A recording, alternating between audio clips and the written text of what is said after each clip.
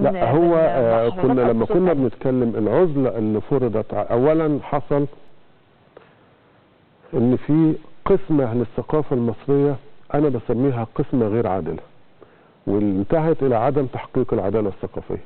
وانا لا اخجل ان انا اقول مصر بلد ما فيش فيه عدالة ثقافية واحنا المسؤولين عندها، احنا كلنا اللي مسؤول، احنا المثقفين، احنا الشعب، احنا نواب البرلمان في الدورات السابقة كله مسؤول.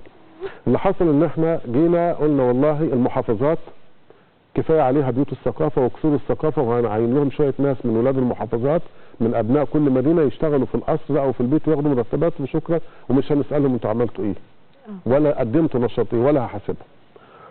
وتركوا الناس لاجتهادات خاصه. لكن المشكله كان عاده في كل محافظه او في كل اقليم بداوا يشتغلوا على الثقافه الاقليميه بالمعنى الاقليمي الضيق. فيجي مثلا في الدقهليه في دمياط في بني سويف في سوهاج ابطال الدقهليه ابطال سوهاج ابطال كذا ثقافه كذا ثقافه كذا. انتهى انا لمست من بعض جولاتي ان هناك برزت نبره اقليميه ضيقه جدا جدا في بعض هذه المواقع تعلو على الثقافه الوطنيه وتعلو على فكره الوطن كله.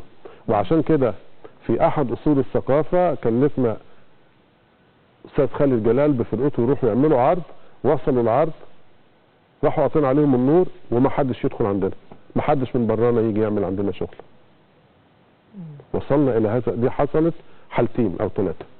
فده ده خطوط. وعشان كده انا بقول انه لابد لا نكتفي في الاقاليم بقصور الثقافه. في مشكله في مضمون